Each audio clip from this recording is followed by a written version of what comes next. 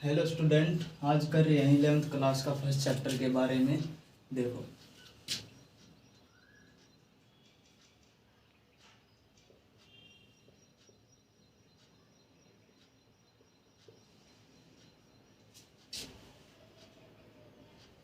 ये आपने पढ़े होंगे। इसको हम क्या कह सकते हैं? नेचुरल नंबर या होल नंबर आएंगे अपने। ये नंबर हो गए 0 1 2 3 4 5 6 7 8 इन्फिनिटी तक, जिसकी कोई लिमिट नहीं है। ये आपने नंबर दिख रहे हैं। इसमें से आप क्या क्या नंबर बना सकते हैं? सबसे पहले इसमें से होल नंबर बना सकते हैं।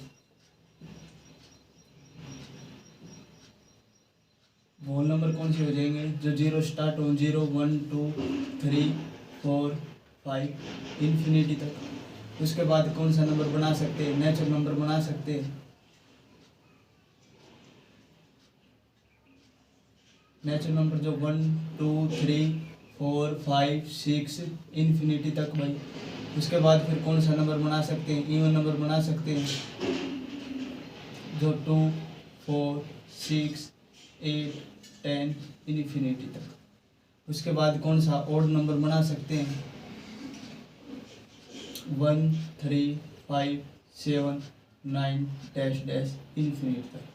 इसमें से हम इसको क्या कह सकते हैं? इसमें से हम सभी नंबर बना सकते हैं। कोई भी नंबर ऐसे नहीं जिसको हम नहीं बना सकते। इसमें से सभी नंबर बना सकते हैं। तो इसको हम क्या कह सकते हैं? यूनिवर्सल चीज कह सकते हैं। यूनिवर्सल सेट कह सकते हैं इसको। यूनिवर्सल क्या होता है? सार्वभौमिक, जिसमें से सब कुछ मिलता हो। ब्रह्मांड हो गया, इसको हम यूनिवर्सल कह सकते हैं। ब्रह्मांड में इंडिया है, एशिया है, एशिया में इंडिया है, इसको हम ऐसे कर सकते हैं। तो हमारा क्या है? यूनिवर्सल सेट देखना होता है। यूनिवर्सल सेट जो इसमें सभी चीज़ें होती है। तो यूनिवर्सल सेट से हम क्या लेंगे? इसका एक उठा लेंगे सेट। आज हम पढ़ रहे हैं सेट के बारे में। सेट क्या होता है? सेट एक पेयर होता है, जैसे क्राउड ऑफ पीपल यानी लोगों का समूह। अपनी कोई क्लास होगी, उसका कोई समूह, टीम होगी, प्लेयर क्रिकेट टीम होगी, ये क्या है? एक सेट है। कार्ड होगी, ये क्या है? सेट। इसी प्रकार से हम मैथ में बात करेंगे तो मैथ किस प्रकार से सेट होगा? जैसे कि ये क्या है? एक होल नंबर का सेट दिख रहा होगा, इसको हम होल नंबर का सेट कह सकते हैं। इसको हम नेचुरल नंबर का सेट कह सकते हैं। इसको हम इवन नंबर का सेट कह सकते हैं। इसको हम ओड नंबर का सेट कह सकते हैं। सेट मतलब सेट कभी एकला नहीं होगा, यानी पेयर अपने साथ लेगा। जैसे इसमें बना दिया, होल नंबर का सेट होगा, ये नेचुरल नंबर का सेट होगा, इवन नंबर का सेट होगा, ये ओड नंबर का सेट होगा। सेट के बाद अगर हम बात करेंगे, उसके बाद क्या आएगा? सब सेट आएगा। और सब सेट में सेट से ही छोटा आएगा। और जैसे हमने इवन नंबर से 2 उठा लिया, तो 2 उठा लिया तो ये क्या हो जाएगा? ये सब सेट होगा। सब सेट होगा। सब सेट का हम सैम्पल की बात करेंगे तो सब सेट का सैम्पल ये होगा। जैसे हमें ओड नंबर उठा लिया, ओड नंबर से हमने 5 उठा लिया, 7 उठा लिया, ये एक एक हमें अलग अलग सेपरेट कर दिया, तो इसको हम क्या कह सकते हैं? ओड नंबर कह सकते हैं। इसके बाद इसको हम सब सेट कहेंगे। जैसे कि मान लीजिए हमने ले ली अल्फ़ाबेट। अल्फ़ाबेट जितनी भी हैं उसमें से हमने वोवल उठा लिया, तो जो वोवल का सेट बनाएगा वो क्या हो जाएगा? सेट हो जाएगा। वोवल से मैं ई उठा लिया तो वो क्या हो जाएगा? एक सब सेट हो जाएगा। उसके बाद अगर हम बात करेंगे, उसके बाद आएगी रोस्टर फॉर्म और सेट बिल्डर फॉर्म के बारे में बात करेंगे। इसमें आएगा हमारा रोस्टर फॉर्म।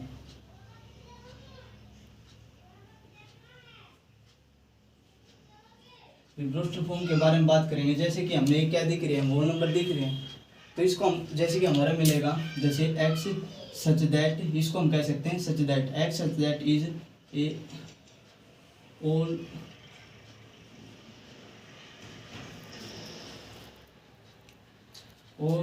Natural number. तो इसमें से हमने दिखाना पड़ेगा एक रोस्टर फॉर्म। ये तो हम इससे अब हम रोस्टर फॉर्म में कैसे लिखेंगे? ये क्या है? All natural number. तो हम ऑल नेचुरल नंबर किस प्रकार लिखेंगे? जैसे 1 2 3 4 5 डैश डैश इन्फिनिटी तक। तो हमें इसका क्या होगा? ये रोस्टर फॉर्म में होगा। जैसे कि हमने क्या दिख रही है? इवन नंबर, तो हम इसको क्या बनाएंगे? Even number. जैसे कि मान लीजिए हम लिखेंगे x such that is a even natural number.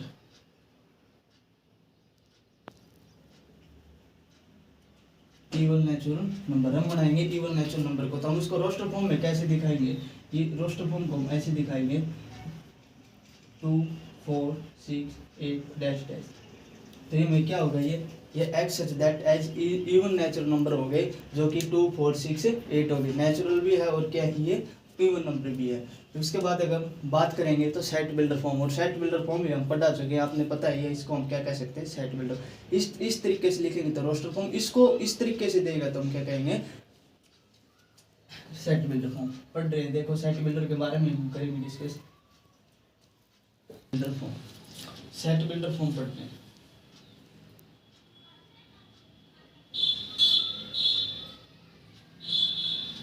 Set builder form की बात करेंगे, जैसे कि ये क्या दिख रही है आपको 2 4 6 8 10, ठीक है। इसको हम क्या लिख सकते हैं,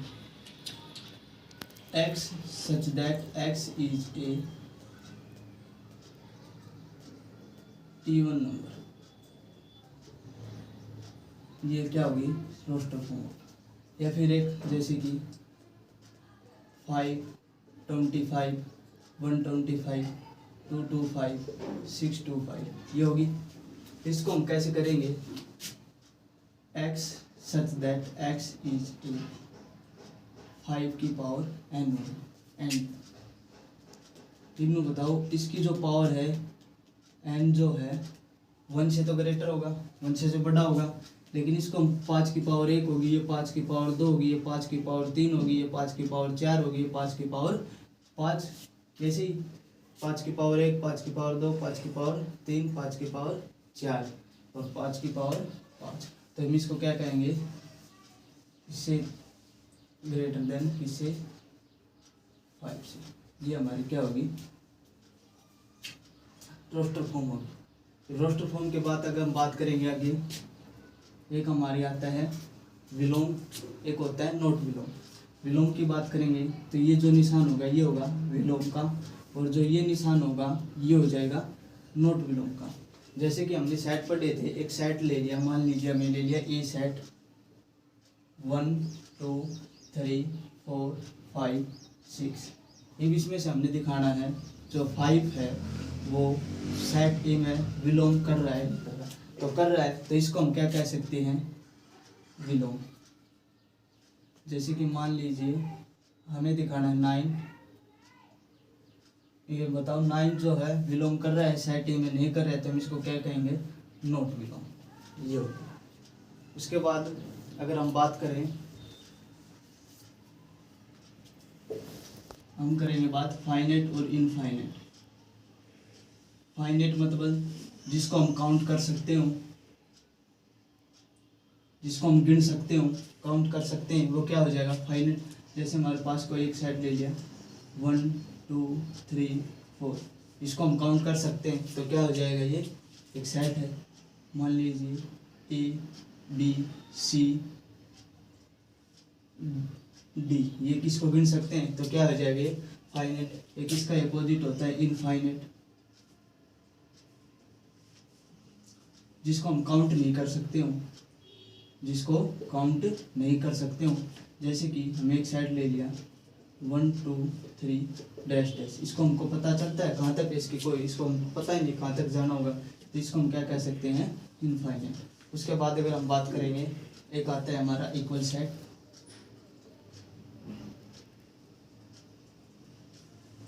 इक्वल सेट क्या होता है, जैसे कि मान लीजिए हमारे पास कोई एक सेट है, ठीक है, यानी 1 2 3 4, एक सेट बी दे दिया हमारे पास 4 3 2 1, ये भी इसको हम इक्वल सेट कह सकते हैं, ए इक्वल बी कह सकते हैं, कह सकते हैं ना, क्यों, क्योंकि जो इसके एलिमेंट है वो इसके एलिमेंट के सेम होने चाहिए, इसके एलिमेंट और इसके एलिमेंट सेम होने चाहिए दोनों, अगर दोनों सेम है तो हम इसको कह सकते हैं इक्वल सेट। हालांकि बेशक इसके जो है जो एलिमेंट है वो अलग अलग नहीं है, लेकिन डिजिट जो है इनके नंबर प्लेस जो है चेंज हो रही है, क्योंकि इसका 4 लास्ट में, इसका 4 स्टार्टिंग में, ऐसे कोई भी दिक्कत नहीं होगी। उसके बाद अब हम बात करेंगे इक्वल सेट के बाद यूनियन सेट।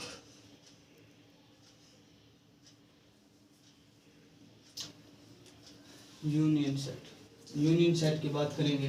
यूनियन सेट क्या होता है, यानी जो कि हमारा जो है set A and set B का ऑल जो एलिमेंट हो जाएंगे not common element one taken, मतलब हम जो है जो कॉमन एलिमेंट होंगे उसको हम एक बार रिपीट करेंगे। जैसे कि हमारे पास सेट ए दे दिया 1 2 3 4 5, उसके बाद हमारा सेट बी दे दिया 2 4 6 8 10, ये दे दिया हमने। यूनियन का जो है सिंबल होता है वो ऐसे होता है, ठीक है। हम बात करेंगे, हमें फाइंड करना है ए यूनियन बी, तो ए यूनियन बी फाइंड करेंगे तो मतलब ए का ऑल एलिमेंट, बी का ऑल एलिमेंट, लेकिन जो बी में जो कॉमन एलिमेंट होंगे उसको हम बस एक बार ही यूज करेंगे। जैसे कि इसमें से हमारा जो बनाएंगे ए यूनियन बी जो भी आएगा, इसमें से 1 2 3 4 5 6 8 10 ये मतलब इसमें से जैसे 2 और 4 ये 2 बार रिपीट हो रहे हैं, लेकिन हमने एक ही बार लेने हैं। जैसे मान लीजिए कोई और एग्जांपल ले लेना, जैसे हमारे सेट ए दे दिया ए बी सी डी, एक सेट बी दे दिया हमारे पास बी सी ई एफ, हमें बताना है ए यूनियन बी। तो देखो A B C D E F ये बन गए, मतलब इसमें से हमने जो कॉमन है, जैसे ये दोनों कॉमन है, इसमें से हमने एक बार रिपीट करना है। उसके बाद हम बात करेंगे नेक्स्ट इंटरसेक्शन। हम बात कर रहे हैं इंटरसेक्शन सेट की, जो कि इसका सिंबल क्या होगा, ये होगा। जैसे कि हमारे पास जो कि इसमें क्या होगा, जो कि हमारे पास set A and set B के जो एलिमेंट जो कॉमन एलिमेंट होंगे वे हमने लिखने होंगे। जैसे इस प्रकार से, जैसे कि एक सेट दे दिया हमारे पास ए 1 2 3 4 5, उसके बाद हमारे सेट बी है जो है वो दे दिया 2 3 5 7 9। हमें बताना फाइंड करना है ए इंटरसेक्शन बी, तो हम ए इंटरसेक्शन बी फाइंड करेंगे। कैसे करेंगे, हमें पता है इंटरसेक्शन में क्या होगा, जो ए का एलिमेंट और बी के एलिमेंट जो है उनमें से हमें जो कॉमन होंगे वे ही लेना है। इसमें से कॉमन क्या है, एक तो ये है, एक ये है और एक ये, बस इनमें से कॉमन एलिमेंट उठाने हैं। 2 होगा 3 होगा 5 होगा, ये हो गया हमारा इंटरसेक्शन सेट। उसके बाद अगर जैसे कि हम एक एग्जाम्पल और ले रहे हैं, हमारे पास ले लिया ए ई आई ओ यू, उसके बाद हमें एक सेट बी ले लिया B C E D I ओ, इस प्रकार से। तो हमें बताना है ए इंटरसेक्शन बी। तो इंटरसेक्शन मतलब क्या होगा, इसमें से क्या क्या कॉमन आ रहे हैं, एक तो ई कॉमन आ रहा है, एक आई कॉमन आ रहा है, एक ओ, तो ई आई ओ ये क्या हो गया, इंटरसेक्शन होगा। जैसे कि हम वेन डायग्राम से समझ रहे हैं, जैसे कि हमारे पास एक ये एक सेट ए दे दिया और ये सेट बी दे दिया। मान ले इसके जो 1 2 3, ठीक है, इसमें 2 3 4 है, तो इसमें से जो कॉमन आएंगे ना, कॉमन जो यहाँ इसमें से कॉमन क्या रहे हैं 2 3, ये जो होगा ये होगा हमारा इंटरसेक्शन मतलब इसका और इसका, ये जो कॉमन पार्ट है ये यहाँ लेके जाएंगे कॉमन पार्ट, ठीक है।